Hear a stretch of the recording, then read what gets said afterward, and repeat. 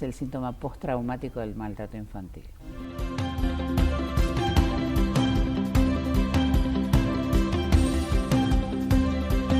Solo se sana el propio dolor ocupándose del ajeno.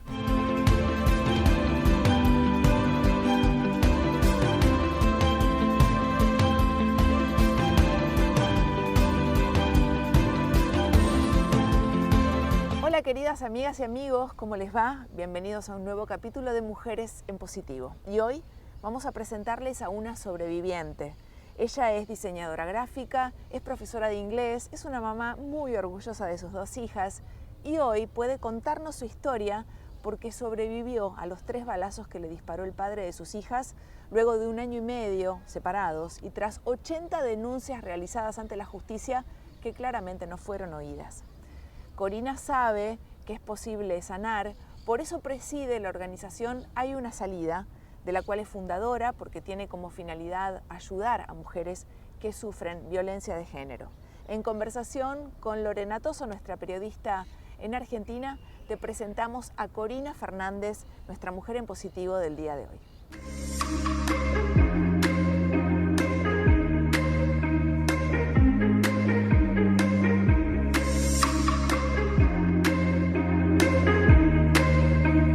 Corina, quiero darte la bienvenida a Mujeres en Positivo, agradecerte de venir a contar tu historia aquí. Gracias a vos por haberme invitado. A veces cuando uno repasa hechos y episodios de la vida de muchas mujeres en Argentina, víctimas de violencia de género, es bueno detenerse en algunos mojones que han marcado y marcarán seguramente hacia el futuro la historia de lo que leeremos en algún momento como la historia de la violencia de género en la Argentina. Ojalá. Y tu caso es un mojón muy, no sé, iba a decir importante, pero es una palabra tan grande para algo tan grave, ¿no? Y yo creo que es como un antes y un después, sobre todo porque en mi caso fue como, digamos, fue hace 10 años, Sí. donde sabemos que todavía no se hablaba tanto de violencia de género y se asociaba mucho a las clases sociales bajas. Con lo cual, digo, esto de que yo consideraba fuera una clase media, digamos, ya cambiaba un poco la historia y tal vez mi forma de hablar o lo que fuera, digamos, ¿no? Pero además consideremos que fue el primer caso considerado femicidio, digamos, o sea, Claro. Después de mi caso y aún no habiéndome matado, aparece la palabra de femicidio, que no existía hasta ese momento. Y bueno, y después obviamente las falencias de la justicia, que durante 1 año y medio hice 80 denuncias de amenaza de muerte reiterada y no fui escuchada por la justicia. Creo que son como los 3 pilares fundamentales de mi caso, por eso un antes y un después, ¿no? Pensaba en esto de la incorporación a ese fallo, un fallo condenatorio a 21 años de cárcel para quien ejerció violencia de género sobre vos. Fueron 3 disparos en un episodio horrible en la puerta de la escuela de sus hijas, de las hijas de ambos además. Sí. Que se haya incorporado esa palabra, femicidio, tal vez en ese momento vos no lo pudiste ver, pero ¿qué te pasa ahora cuando lo lees con el paso del tiempo, cuando ves eso que ocurrió en ese fallo en aquel momento? Y lo que pasa es que sí, es como vos decís, es decir, en ese momento todavía no se hablaba de violencia. Yo sé que yo la pasaba mal, pero no le poníamos palabra violencia de género, o sea, esa es la realidad. Y bueno, nada, la vida después me fue llevando como por un camino que no fue elegido por mí, ¿no? Como digo yo, es decir, creo que cuando el caso se hizo muy, muy famoso porque sobreviví justamente. Claro. Y bueno, nada, y cuando a los 2 años tuvimos el juicio, que fue este juicio que supuestamente fue un juicio ejemplar, pero a 2 años el juicio igual no estaba ni siquiera en primera instancia, con lo cual, digamos, o sea, las cosas son ejemplares en la Argentina, pero hasta ahí. Sí. Porque yo no, o sea, el hecho de que él estuviera preso no hacía que yo tuviera menos miedo, ¿entendés? O sea, yo pensaba que él podía mandar a cualquier persona desde la cárcel a matarme, porque yo seguía viviendo en el mismo lugar y demás. Y quise irme del país y no. O sea, fíjate vos qué contradictorio, ¿no? No, el padre tiene, a pesar de haberme querido matar, a pesar de que yo me estaba haciendo cargo de las nenas, de la comida, de todo, de trabajar para mantenerlas y demás, el padre tenía la patria potestad, por lo tanto, si tenía yo me quería ir... firmar la autorización. Imagínate que me la iba a firmar. Claro. No me la iba a firmar, con lo cual yo estaba como atrapada sin salida, ¿no? En ese momento. Yo creo que la verdad es que la calma y Y la tranquilidad vino cuando me enteré que había fallecido en la cárcel, 4 años después. Pero al contrario, fíjate que ya estaríamos a 10 años ahora y Sí. con la buena conducta 2x1 lo tenemos Estaría afuera en por cualquier salir. momento y yo viendo a ver a dónde me escapo para salvar mi vida, porque Estaría en por ningún salir. momento mostró arrepentimiento y además las cárceles en Argentina tampoco tienen una condición de recuperar a este tipo de gente, digo, ¿no? En el camino te debe haber tocado encontrarte con muchísimas mujeres víctimas de violencia de género, con las que habrás hablado, con las que habrás entablado, además de conversaciones, probablemente vínculos y demás. ¿Qué pensás o qué sentís que cambió con el paso de estos 10 años en lo que se pudo ir construyendo en función de mayor cantidad de derechos y de la visibilidad de esto que hoy llamamos violencia de género, además de la posibilidad de contar para muchas mujeres eso que les pasa? Y bueno, un poco lo que yo te decía, por un lado, el tener la asociación civil, hay una salida que es, además trabajando en conjunto con la Asociación Argentina de Prevención de la Violencia Familiar, que es como la más antigua que tiene el país, donde hice cursos de violencia interdisciplinaria. Eso me dio la posibilidad de ponerme en contacto con otras mujeres desde otro lugar, ¿no? Y darme cuenta que lejos de hacerme mal, el escuchar historias de otras mujeres, al contrario, ¿no? O sea, con todo lo aprendido, digamos, y la práctica podía ayudarlas. Y como digo siempre, hay una frase que me encanta, que es que solo se sana el propio dolor ocupándose del ajeno. Y no me queda duda que es así, digo, ¿no? Qué bueno eso que decís, porque te iba a preguntar, ¿no? ¿Qué tanto uno puede sentirse afectado por lo que otros te cuentan, habiendo vivido episodios de semejante violencia? Y lo que pasa es que te permite tener empatía, o sea, no es lo mismo que quien lo estudia, o sea, después lo estudias, pero si lo viviste, además tenés la empatía de poder entender lo que está sintiendo esa otra persona porque lo sentiste vos, o sea, porque alguna vez te pasó a vos, ¿no? Como una mujer que me diga, no sé, yo estoy muy aislada, no hablo con nadie por teléfono, pero ¿y él no trabaja? Me dice, sí, él trabaja, se va todos los días desde las 8 de la mañana hasta las 8 de la noche, pero y en todas esas horas vos no podés llamar a tus amigas, a tu mamá y que te diga, y no, porque tengo miedo que después me contesten cuando él está. Y es una cosa que vos decís, qué ridículo, pero a mí me pasaba.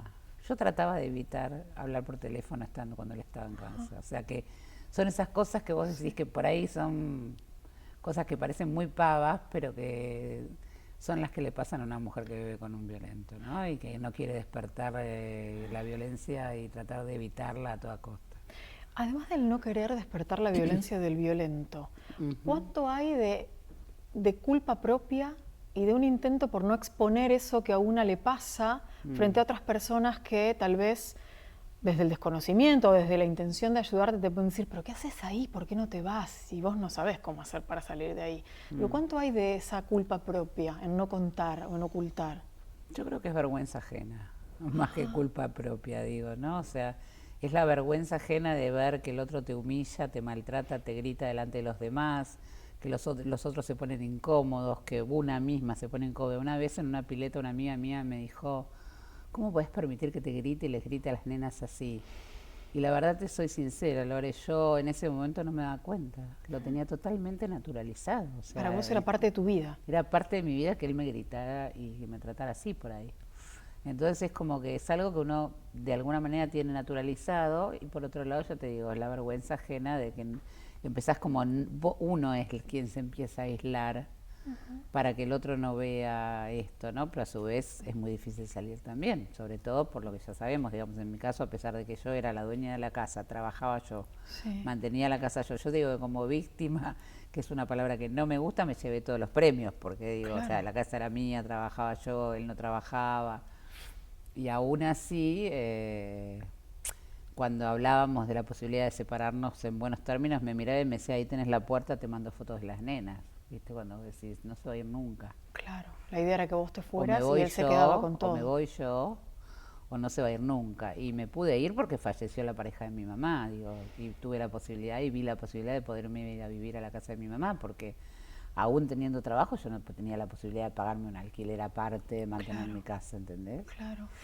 En esos años, en ese tiempo, ¿cuándo fue el momento en el que vos sentiste que hiciste ese quiebre o esa bisagra a la hora de entender que lo que te estaba pasando no era natural, Digo, después de la naturalización Sí. de los gritos y de la violencia verbal, ¿en qué momento dijiste, no, esto no está bien, yo tengo que hacer algo con esto? Lo que pasa es que cuando uno está en ese lugar, como yo digo, se sentís que sos como una cucaracha, ¿viste? Así como yo digo, o sea, no se le puede pedir a una mujer que está realmente viviendo en esa situación de violencia que esté empoderada, que tenga fuerza, que tenga ganas de salir. Sí, vos vas a ver mucho de esto, esta característica se da, por supuesto, cuando hay chicos de por medio. O sea, la mujer por ella no hace nada. Ahora, si ve que sus hijos están en riesgo, claramente ahí sale la leona que toda mujer tiene adentro, ¿no? Pero él con mis hijas dentro de todo les gritaba, sí, pero no les pegaba y tal vez haya habido cosas de violencia que a mí se me pasaban, obviamente puede haber habido también, pero no era que yo veía que las maltratara. Pero, por ejemplo, mi hija más grande me cuenta, para que te des Sí. una idea de lo que es la violencia, ¿no? Porque yo siempre digo, yo trabajaba de noche en un call center bilingüe porque obviamente de esa manera yo me podía ocupar de las cosas de la casa y a la noche estar con saber que mientras yo trabajaba ellas dormían. A mí me daba mucha paz eso. Y entonces lo único que tenía que hacer era calentarles la cena. Y yo vivía en una casa grande que tenía una escalera. Entonces mi hija más grande hoy me dice, que en ese momento tenía 10 años, 9, me dice que él le decía, tráeme coca, porque aparte era así, ¿no? Tráeme Claro. coca, tráeme coca. Sí. Claro, traerme coca para ella significaba bajar toda una escalera en la oscuridad, cruzar 7 metros de living en la oscuridad, llegar a otros 7 metros de cocina para llegar A la Y eso le heladera, daba miedo, le ¿entendés? daba terror. O sea, Y él sabía que a ella le daba miedo. no sé si él sabía, pero lo que yo te quiero decir, un niño que no le tiene miedo al padre, le dice, andá vos, o vení, prendeme la luz. ¿Vos pudiste hablar siempre con tus hijas sobre este tema? ¿O al principio, cuando ellas eran chicas, cuando empezaste a hacer las denuncias, este tema no lo hablabas con tus hijas? No, este tema no lo hablábamos con mis hijas. El tema, vos fíjate cómo era, llegaba a un punto donde ellas mismas me decían, mamá, andate, porque cuando estás sola con nosotros no nos jode. El tema es con vos fíjate qué loco, ¿no? O sea, llegar al punto de que eso, me acuerdo que yo les había dado 20 pesos, estaban entrenadas para llamar al 911 en caso de una emergencia, estaban entrenadas con la dirección de la abuela para pedir un taxi, tenían plata para tomar un taxi en caso de que tuvieran que salir corriendo. Obviamente el día que me fui de mi casa, que también digamos, salvé mi vida porque me pegó por lo que no me pegó en 17 años, porque como yo siempre digo, no fui una mujer golpeada, yo digo, o sea, hay distintos tipos de violencia. Sí. Él por ahí a mí me tiraba un vaso de agua, ¿entendés? En la cara, que no es una trompada directa, pero te humilla de la misma forma, digo, la humillación interna es exactamente igual, y así como muchas veces fueron aguas, otra vez fue Coca-Cola y hasta un plato de fideos. Imagínate la situación de estar en una mesa con tus dos hijas viendo eso. Es difícil, digo, porque además, o cuando se mete con tus hijas, por ejemplo, y vos querés defenderlas y sabes que si las defendés va a terminar revoleándote ceniceros, te va a terminar revoleando cosas. O sea, que nunca me daban, pero no sé si me entendés, digo, es igual, o sea, trompada directa no, pero el día que me fui de mi casa hice todas las denuncias y me pegó por lo que no me había pegado en 17 años. Y ese día sí, salí de mi casa con un pantalón todo tajeado porque me pegó por 17 horas. Porque estaba sospechando que yo tenía otro y me pedía la clave del Hotmail, era mi Hotmail laboral y además yo trabajaba para la empresa Microsoft, con lo cual de ninguna manera me hacía echar y yo era el primer sostén del hogar, o sea, no podía. Claro. Y bueno, sí, ese día me estuvo pegando desde las 1 del mediodía hasta las 11 de la noche y salí con la policía. Mirá lo importante que es que alguien lo sepa, por eso siempre recomiendo que alguien, aunque sea una amiga, una persona, porque fue mi amiga y mi vieja que vieron que llegó la hora de trabajar, que los teléfonos estaban desenchufados, literalmente me secuestró, me encerró, me sacó todas las cosas, digamos, los celulares y demás, y me tenía como secuestrada en mi casa ese día. Ese día sí salí y hice todas las denuncias. Y bueno, y ahí viene, te voy a responder lo que me preguntaste al principio, ¿qué cambió? Claro. ¿Qué cambió? Que uno siente que, bueno, al final me animé, fui, hice las denuncias, lo denuncié, hice las 3. Ahora sí, siento, me liberé. Y no. Y no. Todo, digamos, es peor, porque es cuando la mujer más vulnerable queda. Y si vos me preguntas qué cambió, no cambió. Porque yo salí, ese día me dijeron que no había juez para retirar a mis hijas. Mis hijas se tuvieron que quedar toda esa noche con él, que estaba descentrado completamente. Y yo a las 6 de la mañana estaba en la OBD, en la Oficina de Violencia Doméstica, haciendo todas las denuncias, y a la 1 del mediodía fui a buscar a mis hijas.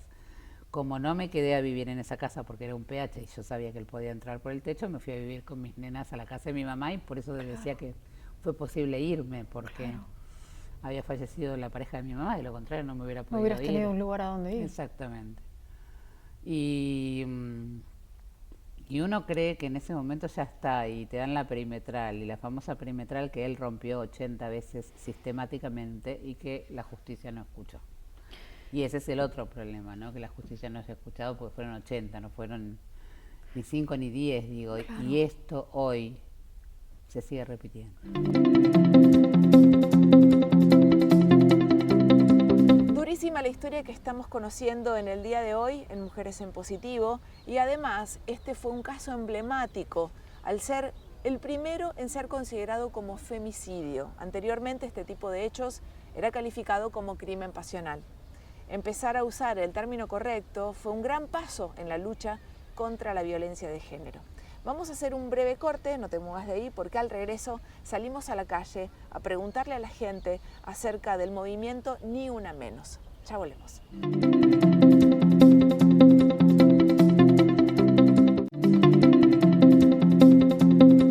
Momento de salir a la calle a preguntarle a la gente por qué hay tanta violencia de género.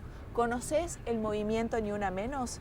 Y otra pregunta muy poderosa, ¿qué podemos nosotros hacer en nuestro día a día para que disminuya la violencia? Lo vemos.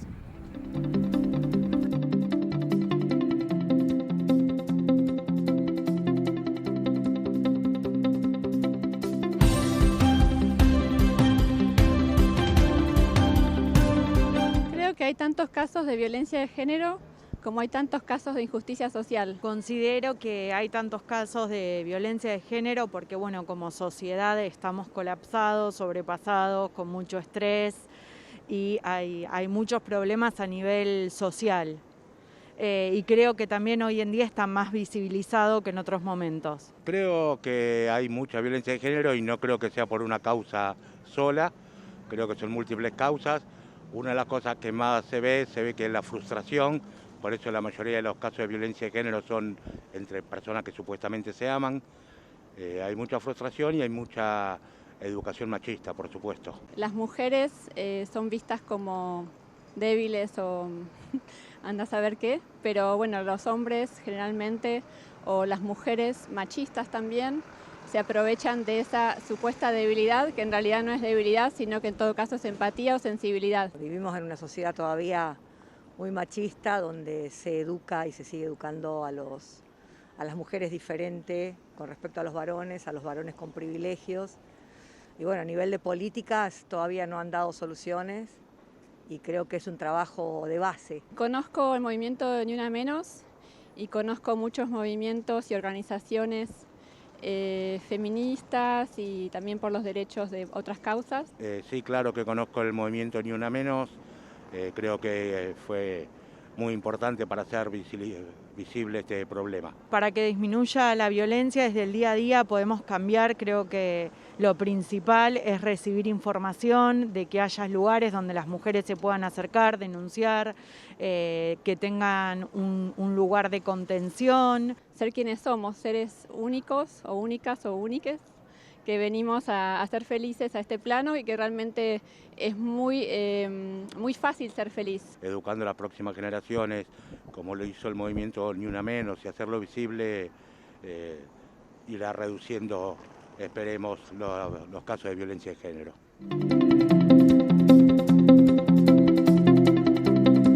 Vamos ahora a disfrutar de la última parte de esta charla tan interesante entre Lore Toso y Corina Fernández, y en esta parte de la conversación harán foco en el arte y en su poder sanador. Corina llevó al cine su propia historia de vida en el film No Me Mates, con el que recorre el país para ir brindando charlas y talleres sobre prevención de violencia de género. Lo vemos. Corina, ¿qué pensás que entiende la justicia, los integrantes de ella en rigor de verdad? Porque esto no es la justicia, ¿no? Vista despersonalizada, sino hay seres humanos que llevan adelante sus fallos. Cuando este tipo de situaciones ocurren, ¿por qué pensás que dejan pasar tanto, que hacen que corra tanto tiempo y tanto riesgo la vida de una mujer hasta tomar una decisión? Porque creo que, viste que a pesar de que tenemos el programa ESI de formación Sí. para jueces, para fiscales, para maestros, para todo, creo que está bastante mal entendido el término de violencia de género, o sea, hay poca visión de género de verdad. Como yo te digo, yo creo que la vida me puso a mí en el camino que tenía que ser, digo, es decir, la conocí a Graciela Ferreira, que es la presidenta de la Asociación Argentina, que te decía que tiene 30 años, o sea, Graciela para mí una de las personas que más sabe de violencia en el país y con quien me formé, aprendí y hoy trabajo en conjunto porque ella, para que te des una idea, Graciela recupera hombres violentos desde hace 10 años. Mira. Y la mirada que nosotros tenemos en la asociación es una mirada que es, te podría decir, del maltrato infantil a la violencia. ¿Qué significa esto? Si yo tuviera que decirte cuál es la definición de violencia desde la neurociencia, es que la violencia es el síntoma postraumático del maltrato infantil. No es lo mismo el bebé que fue deseado y que el padre acaricia la panza, al bebé que la patea. Porque hay padres que patean panzas, digo. No es lo mismo la mamá que lo quiere tener, la mamá que lo quiere abortar y que finalmente lo tiene. Ya ese bebito ya nace con la herida de rechazo. ¿Cómo haces para trabajar el tema de la resiliencia, de haberte convertido en esta mujer fuerte que uno te escucha hoy, sos, Sí. y poder compartir esto que te ocurrió, tu historia de vida con otras mujeres para ayudarlas a salir de esa oscuridad? ¿Cómo fue ese proceso? ¿Cómo lo trabajaste? ¿Cómo aprendiste esa resiliencia? Y ya te digo, creo que me puso la vida a las personas indicadas, empezando, como te decía, por la asociación y por Graciela Ferreira, donde hice cursos de violencia interdisciplinaria desde la neurociencia. Y además, digo, porque yo quiero aprender, ¿no? Como yo digo, o sea, si yo pudiera, habría hecho los cursos de biodecodificación con Henry Corbera, digo, pero como no puedo, porque no los puedo pagar, digo, lo que hago es verme los 20 videos que hay en YouTube de Henry Corbera y de toda la gente, de todo lo que es inteligencia emocional y todas las terapias holísticas que hay hoy. O sea, nosotros le damos mucha bolilla en la asociación también a todo lo que le haga bien a las personas. Claro. Vos tenés hijas de 20 aproximadamente. 21 y 22, sí. Y ellas son una nueva generación, pero a la Los que le tocó millennials. igualmente pasar por momentos de muchísima violencia intrafamiliar, ver a su madre padecer esa violencia de la mano de su propio padre, de la boca de su propio padre. Sí. ¿Cómo construyeron ellas ese camino, convertidas hoy en dos mujeres adultas, para poder seguir adelante y para poder tener ellas sus propios vínculos emocionales con un otro? Y mira, en realidad, como yo digo, o sea, por suerte eran chiquitas, tenían como 10, 11 en ese momento, con lo cual todavía estábamos a tiempo como para revertirlo. Así como te decía que la violencia es todo lo que daña, el cuidado lo repara. Y creo que, bueno, hice un buen trabajo como mamá de reparación en estos últimos 10 años, que tuvieron madre 365 por 24 horas para ellas. Sí. Por sobre todas las cosas, como digo yo, siempre desde un lugar de sinceridad, no engañándolas, siempre desde la verdad. Soy la mejor madre que puedo y hago lo que puedo, digo, y que sepan de mis fortalezas y de mis debilidades. Y se generó como un clima, la verdad es que de bastante armonía en mi casa, ¿viste? Al punto de que, como yo digo, teníamos dos gatitos siameses, uno lamentablemente falleció, y siempre jorobábamos con que el gato le daba un patazo a la gata, hay que mandarlo al grupo de violentos, pero Como que pudieron... la pandemia claro. hizo lo suyo también, ¿viste? Porque vivimos en un departamento y la verdad es que de encerradas las tres, te encargo 3 mujeres, pero... Hubo que acostumbrarse. No, hay pase de factura. A ver, yo entiendo de dónde viene, porque es lo que yo te decía, o sea, del maltrato infantil y de una infancia complicada, evidentemente van a venir un montón de rollos, que obviamente por ahí el pase de factura, que ellos sola, el padre falleció, por lo tanto me la van a pasar a mí la factura. Y bueno, y hay que bancársela. Y obviamente, por más que yo trabaje en esto, viste cómo es esto, en casa de herrero, cuchillo de pala, a mí no me va a escuchar. O sea... Corina, contame, antes de la última pregunta, contame un poco sobre la película, sobre estos últimos años de difusión de esa película, cómo se gesta, cómo llegan a la producción, y qué te pasa a vos con esa película. Y bueno, también es lo que yo te decía, por eso digo que yo no elegí el camino, ¿no? Porque también, o sea, lo cuento rápido, digo, o sea, un sábado de la noche mi hija había venido con un perro, un labrador, que se comió el control de la tele directamente, entonces a la noche estaba mirando una película termina la película y la verdad es que no tenía ganas de levantarme a cambiar. Y lo que empezó era un documental de un director argentino que contaba un poco su trayectoria como director. Realmente si hubiera tenido el control lo hubiera cambiado, no te quepa la menor duda, pero yo creo en las sincronías y creo que cuando uno está atento, obviamente, por algo pasa. Lo empiezo a escuchar y Gabriel, que es el director de mi película, es como bastante histriónico, empieza a contar toda su trayectoria hasta que lo escucho que dice que él era quien había hecho la película de Monzón y que le gustaba hacer películas de la vida real. Ahí sí me levanté rápidamente y anoté su nombre y apellido. El lunes le hablé por Facebook. Y le dije, soy Corina Fernández, vi que hiciste tales películas, me gustaría hablar con vos. Pensó que era una alumna porque él es director de cátedra de imagen y sonido en la UBA. Sí, llamate al 0800 que te las regalo. Le digo, no, googleame, le puse. Claro. Y entonces, claro, vos me googleás y lamentablemente encontrás información.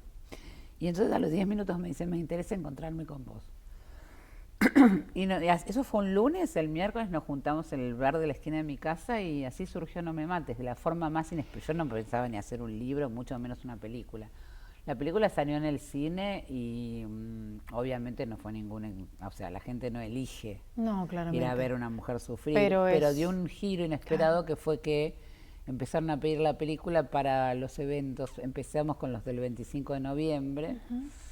Y bueno, y de alguna manera, digamos, yo acompaño la película, porque la película es una película que no está ni en YouTube ni en Netflix, con lo que tanto no la puedes ver, o sea, la llevo yo a la película, la cuido, hasta que Gabriel la venda a algún canal y pueda recuperar la inversión. Y bueno, conjuntamente, digamos, con viajar con la película empecé a dar charlas y me di cuenta de que la verdad que no tenía ningún problema de hablar ante 1000 personas, ante 100 personas, o sea, sobre todo lo estaba haciendo antes de la pandemia que me frenó y me dejó metida adentro, digo. Pero ya estaba volverá hablando ese mucho momento. Para los colegios Ya volverá ese momento, seguramente. Con los colegios secundarios para chicos, eso es realmente creo que la prevención del noviazgo adolescente, que es donde empieza la cosa, es muy es importante. fundamental hacer prevención y concientización, porque si no, como yo digo, en este país siempre llegamos tarde. Corina, por último, ¿cuál te gustaría que sea tu legado? ¿Cuál me gustaría que sea mi legado? Que se puede salir, claramente. O sea, a pesar de que yo pueda decir, hay falencias, digo, creo que toda mujer dentro tiene una fuerza para salir adelante. Y sí quiero dejar un mensaje que es claro, que a veces no se entiende mucho. O sea, creo que toda mujer que está pasando por una situación de violencia tiene que acudir a pedir ayuda. O sea, yo no te voy a decir, como dicen otras, denunciá, andá y denunciá, mandate de una, no. Simultáneamente a la hora de denunciar, pedí ayuda, que te asesoren, que te acompañen, que te empoderen, que sepas qué vas a hacer, que tengas un plan B, te vas a ir. Los chicos, no es tan fácil, porque si no tenemos, ¿sabes qué problema? El problema de que denunció el viernes y la mató el domingo. Entonces, creo que hay que pedir ayuda y esa mujer tiene que estar con una contención a la hora de denunciar y después con un seguimiento que la acompañe, que es lo que hacemos en la asociación. Entonces sí, mi legado es que se puede, con ayuda se puede, sola es más difícil, digo, pero se puede salir, por eso mi asociación se llama Hay una salida, ¿no? Porque de hecho creo que la hay. Si no creyera que se puede salvar, no trabajaría en esto, creo. Gracias, Corina. Un placer tenerte con nosotros. Gracias a ustedes por invitarme.